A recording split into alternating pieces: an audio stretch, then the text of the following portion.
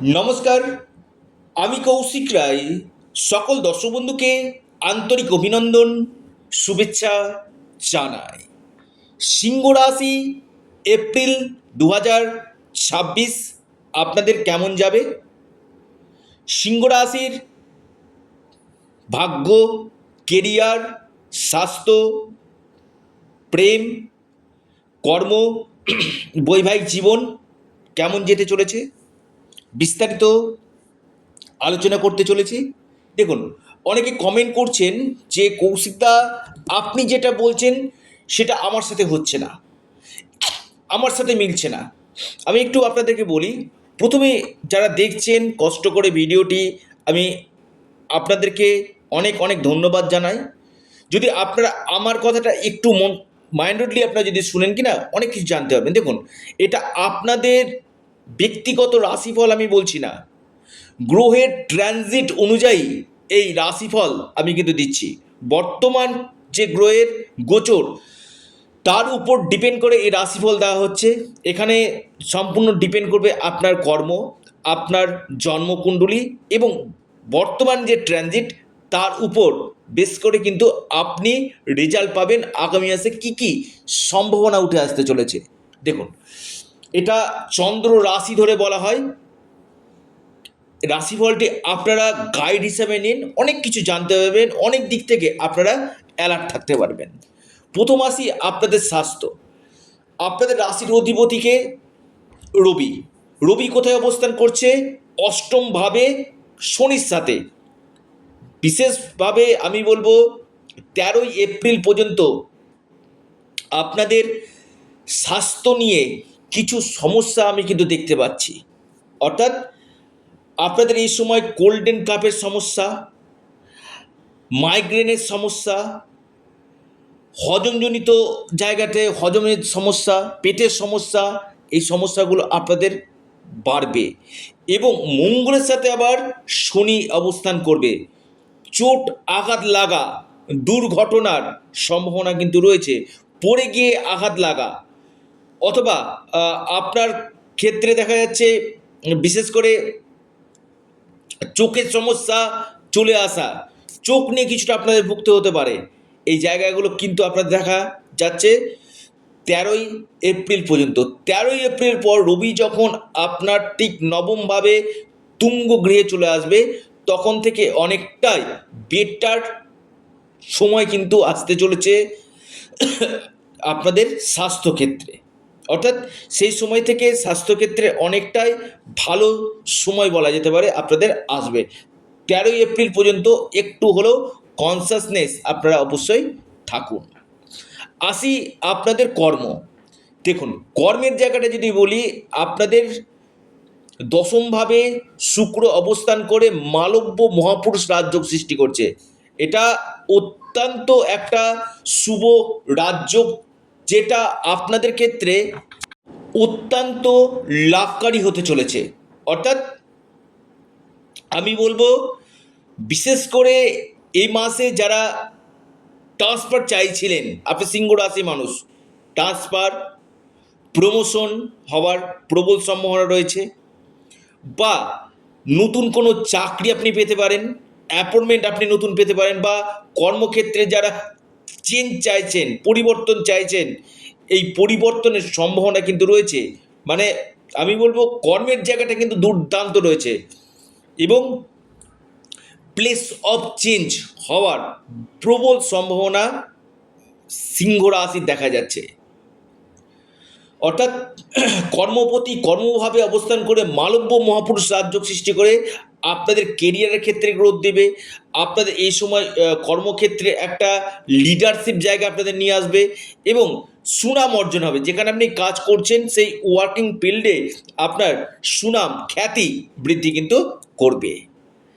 আসি আপনাদের ব্যবসা। দেখুন, সপ্তম পতিকে শনি, শনি অবস্থান করছে অষ্টমভাবে, সপ্তমভাবে রাহু এবং শনি এবং মঙ্গল একত্রে অষ্টমভাবে অবস্থান করছে। আমি বলবো ব্যবসার জায়গাটা খুব একটা বেটার কিন্তু না। বিশেষ করে যারা লোহার বিজনেস করছেন, বা ট্রাভেল ট্যুরিজমের ব্যবসা করছেন, অথবা আপনি কোনো গাড়ির বিজনেস করছেন, এই জায়গাগুলোতে কিন্তু ব্যবসা ক্ষেত্রে একটু চাপ কিন্তু রয়েছে। তবে যারা মেডিকেল লাইনের সঙ্গে যুক্ত রয়েছেন বা আপনি কোনো গার্মেন্টসের বিজনেস করছেন বা আপনি কোনো খাবারের দোকান করছেন বা আপনি কোনো কসমেটিকের দোকান করছেন, এই জায়গাগুলো কিন্তু আপনাদের অ্যাভারেজ দেখা কিন্তু যাচ্ছে আপনি যদি সিংহ রাশির মানুষ হন আপনার ক্ষেত্রে। সপ্তমভাবে রাহু, পার্টনারশিপ বিজনেস থেকে অবশ্যই দূরে থাকুন, কারণ সপ্তম লর্ড অষ্টমভাবে মঙ্গলের সাথে কিছু কিছু ক্ষেত্রে প্রতারিত হওয়া বা কোনো কোনো ক্ষেত্রে ব্যবসাতে অর্থ লাগিয়ে অর্থ ডুবে যাওয়া বা অর্থ বসে যেতে পারে আপনার এই সময়। অর্থাৎ যে কোনো বড় সিদ্ধান্ত নেওয়ার আগে একজন এক্সপার্ট অ্যাস্ট্রোলজারের সঙ্গে অবশ্যই পরামর্শ করুন। আসি ব্যবসার পর আসি আপনাদের ভাগ্য। দেখুন, ভাগ্যভাবে রবি অবস্থান করছে, এটা খুবই ভালো, দুর্দান্ত। রবি বলছে যে হ্যাঁ, আমি ভাগ্য ক্ষেত্রে বৃদ্ধি করব, কারণ বছরে একবার আপনার ভাগ্যভাবে আসে, কিন্তু ভাগ্যপতি অষ্টম গৃহে। ভাগ্যপতি অষ্টম গৃহে কার সাথে? শত্রু রাশির সাথে শনির সাথে অবস্থান করছে, অর্থাৎ বিড়ম্বনাটা থাকবে ভাগ্যে। অর্থাৎ যে কোনো কাজ যে স্মুথলি হবে সেটা কিন্তু স্মুথ হবে না, অর্থাৎ বেগ পেয়ে পেয়ে আটকে আটকে আপনাদের কাজগুলো কিন্তু হবে।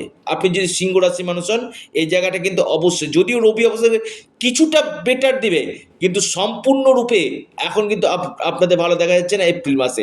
মে মাস থেকে আপনাদের ভাগ্যক্ষেত্রে আরও বেটার রেজাল্ট দেবে।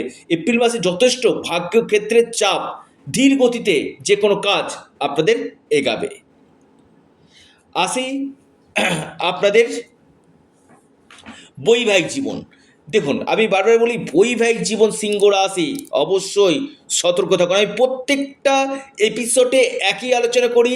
শনি ঢাইয়া চলছে আপনাদের, সপ্তম লর্ড অষ্টমভাবে মঙ্গলের সাথে যুক্ত রয়েছে, সপ্তমভাবে রাহুর অবস্থান, আপনাদের লাইফ পার্টনারের সাথে মতবিরোধ, মত পার্থক্য, আর্গুমেন্ট হওয়া, অথবা আপনার লাইফ পার্টনারের স্বাস্থ্য অথবা কেরিয়ারের ক্ষেত্রে আপনার মানসিক দুশ্চিন্তা আসার সম্ভাবনা কিন্তু রয়েছে।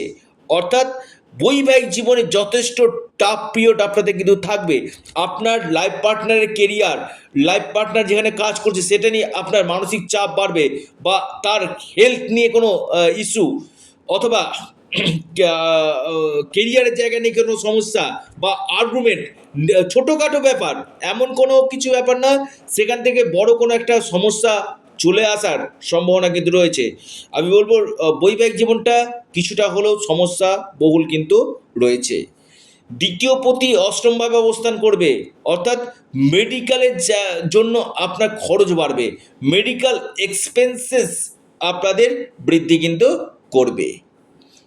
যারা প্রপার্টি রিলেটেড কাজগুলো করছেন, মঙ্গল অষ্টমভাবে রয়েছে, আপনি কোনো ল্যান্ড রিলেটেড কাজ করছেন বা আপনি কোনো ল্যান্ড কিনতে চাইছেন, আমি বলবো এপ্রিল মাসে কোনো ইনভেস্টমেন্ট আপনারা করবেন না।